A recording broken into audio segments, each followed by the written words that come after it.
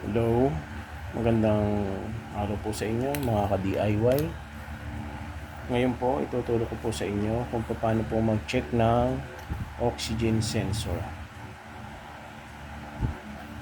pang Toyota Vios po. Kailangan nyo po i-prepare muna po ang multimeter tester para po malaman nyo kung okay pa ang oxygen sensor nyo. Dalawang oxygen sensor ko dito mga ka-DIY. Isa pong Bank 1 Sensor 1 o yung tinatawag na upper stream. Ito po siya. Yan.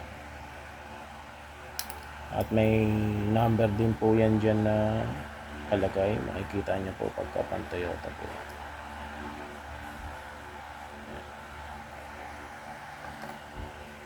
At ito po yung malapit po sa gitna ng ilalim. May makikita naman po kayong parang ganito po.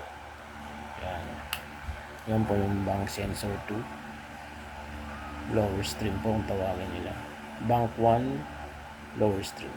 May serial number din po yan pagka binili nyo. Pag binaklas nyo po yan sa sasakyan nyo, meron din serial number yan.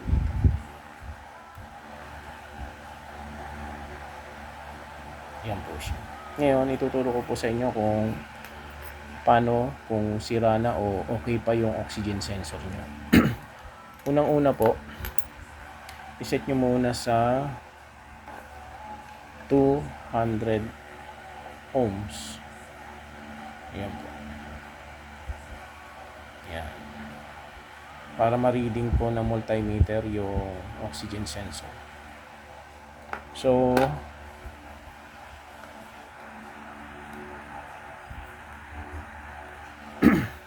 unahin muna po natin yung downstream bank sensor.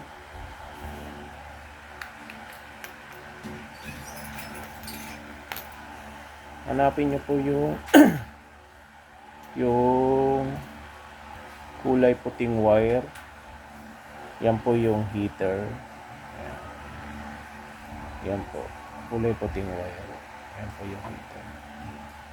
So kunin nyo po yung ito po.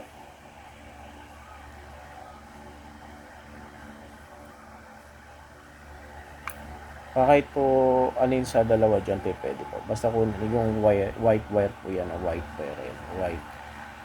Yan, white wire. Pasok nyo po itong pinaka clamp para makuha nyo po yung at yung isa po. Ganun din po dito mga ka-DIY yan. So, yun. So, ito po siya.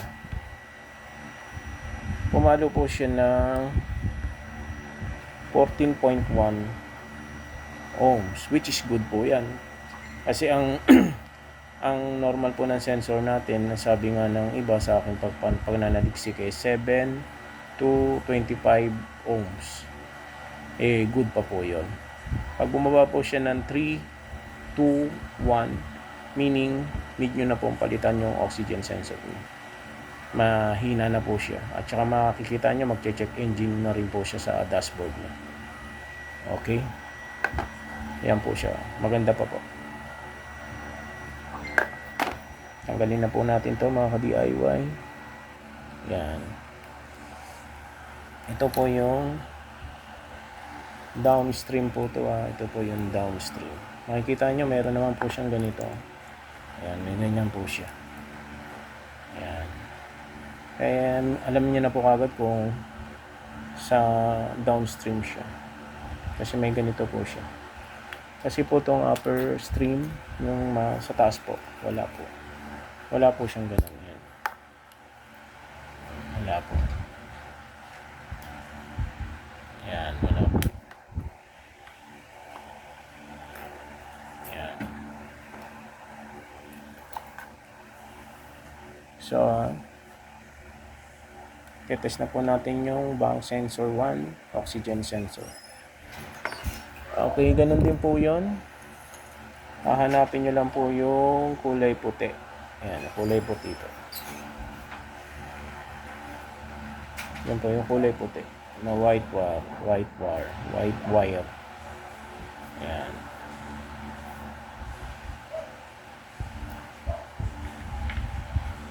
Yan. Yung makiilaw para kita. Yan. And then, ganun din po, baliktaran po siya. Kunin niyo lang po yung clamp. At ipasok niyo po itong clamp dito sa... Yan, dito po yan.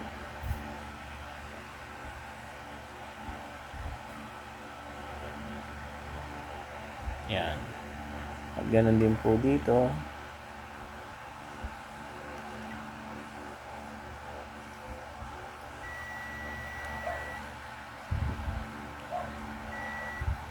Yun.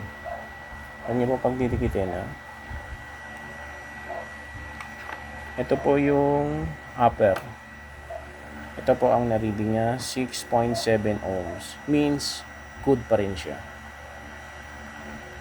Kasi ang mahina na po yan, pag bumaba po na siya ng 3 to 1. Means, need nyo na pong replace.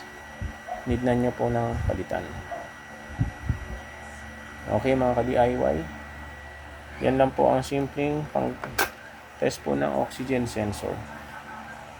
Sana po nagustuhan nyo yung aking pagtuturo. Kahit maiksi lang po siya.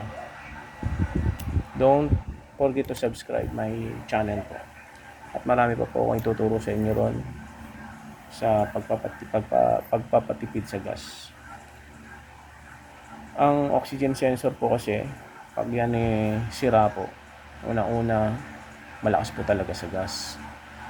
At magkakaroon po ng check engine.